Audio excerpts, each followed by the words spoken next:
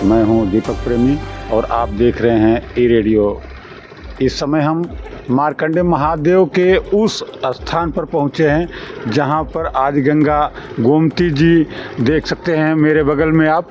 यहां से गोमती जी जो है आती हैं और यहाँ पर गंगा जी में जो है इनका संगम होता है। यह संगम स्थल है आदि गंगा गोमती और गंगा मैया जी का।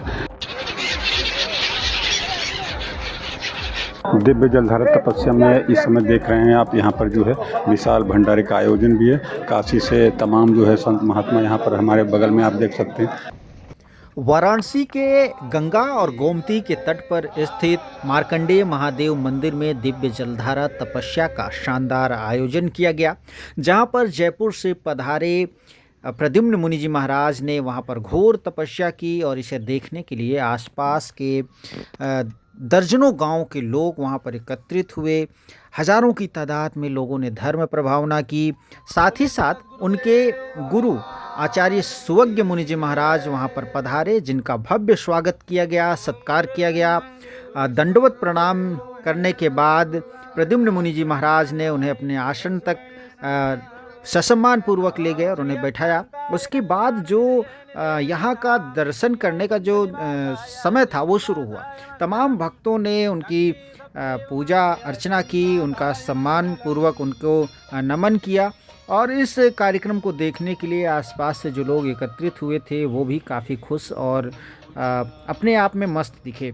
ये जो पूरा कार्यक्रम था ये न केवल एक धर्म को लेकर के अपने आप को प्रेरित करने वाला था, बल्कि यह भी बता रहा था कि इस तरह के जो कार्यक्रम हैं वो समाज को एक नई दिशा देते हैं। तो आइए ई रेडियो इंडिया संवाददाता दीपक प्रेमी ने आचार्य सुवज्ञ मुनि जी महाराज से खास बातचीत की है। सुनते हैं कि अपनी बातचीत में उन्होंने क्या कुछ कहा है। मैं हरिहर उदासीन आश्रम नई दिल्ली से महंत सुवज्ञ मुनि। मैं बड़ा भाग्यशाली हूँ कि भगवान विश्वनाथ काशी नगरी क्षेत्र मार्कंड ऋषि की तपोभूमि उत्तर वाहिनी गंगा माँ भगवती गंगा के किनारे हमारे महंत प्रद्युम्न मुनि ने 41 दिन का जो कठिन अनुष्ठान लिया, जलधारा करी।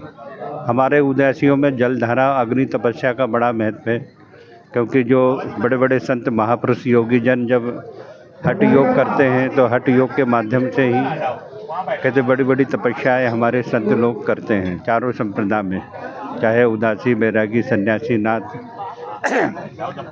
इस तपस्या के माध्यम से माँ भगवती मार्कंडेय ऋषि ने भी गहन तपस्या करी, भगवान महाकाल की तप करा भगवान की और उन्हें प्राप्त करा।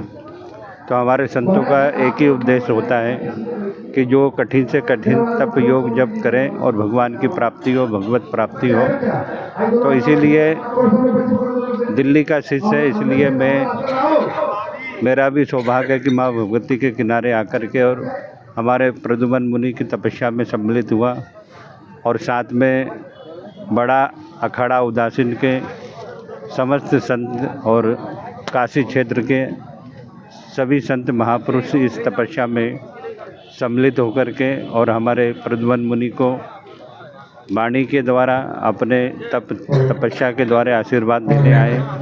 तो आज भंडारा भी है, संतों का समागम, हरि कथा, तुलसी दुर्लभ दो और शुद्ध धारा और लक्ष्मी पापी के घर भी हो। तो कहते संतों का सत्संग अगर हम जनमानस को प्राप्त करना तो संतों के चरण में जाना ही पड़ता। इसीलिए मैं भी सत्संग के उद्देश्य से आया हूँ। संतों के दर्शन मुझे हो गए काशी क्षेत्र, और काशी तो साक्षात भगवान विराजते ही हैं। तो इसलिए माँ भगवती से ऐसे ही संतों से प्रार्थना करता हूँ कि मेरे ऊपर भी कृपा करें, ताकि मैं भी ऐसी ही सेवा नई दिल्ली में संतों की होती रहे और अनवरत सेवा चलती रहती वहाँ पर। तो ये महापुरुषों का आशीर्वाद है, संत भगवान का आशीर्वाद है, भगवान मार्कंडेश्वर महादेव का आशीर्वाद है कि मैं इस पवित्र भूमि पर आकर के मैं अपना सौभाग्य मानता हूँ। नए वर्ष में नई युवा पीढ़ियों को क्या संदेश देना चाहेंगे? नए वर्ष में युवा पीढ़ी को मैं यही संदेश देना चाहता हूँ कि समाज में जो विकृतियां फैली हैं उस विकृतियों को दूर करें और सनातन से जुड़े।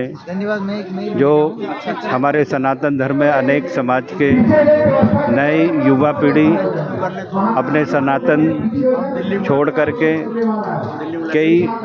कोई ईसाई बन जाता है, कोई मुस्लिम धर्म अपना लेता है, तो ऐसा होना नहीं चाहिए, क्योंकि हमारी युवा पीढ़ी इस भारत देश की शक्ति है। अगर एक युवा पीढ़ी एक ही रहे और सनातन को आगे बढ़ाए और हमारे सनातन में जो भी विकृतियाँ जात पात की फैली उसे दूर करें और इस भारत भूमि को धन्य बनाए, क्योंकि हमारे ऋषि मुनि जो थे उनने भी तपस्या करी और सेवा करी, समाज की सेवा करी, समाज को दिशा निर्देश दिया हमारे ऋषियों ने। तो युवा पीढ़ी भी इसी प्रकार समाज के वह आन और बान की शान है, इसलिए वह अपने सनातन धर्म के अनुसार ही अपना जीवन यापन करे और धर्म कर्म संतों की शरणों में जा कर के और वह सेवा सद्भाव सीखे। यही आपको लगता है कि वर्तमान सरकार जो है यह सनातन के पक्ष में कार्य कर रही है?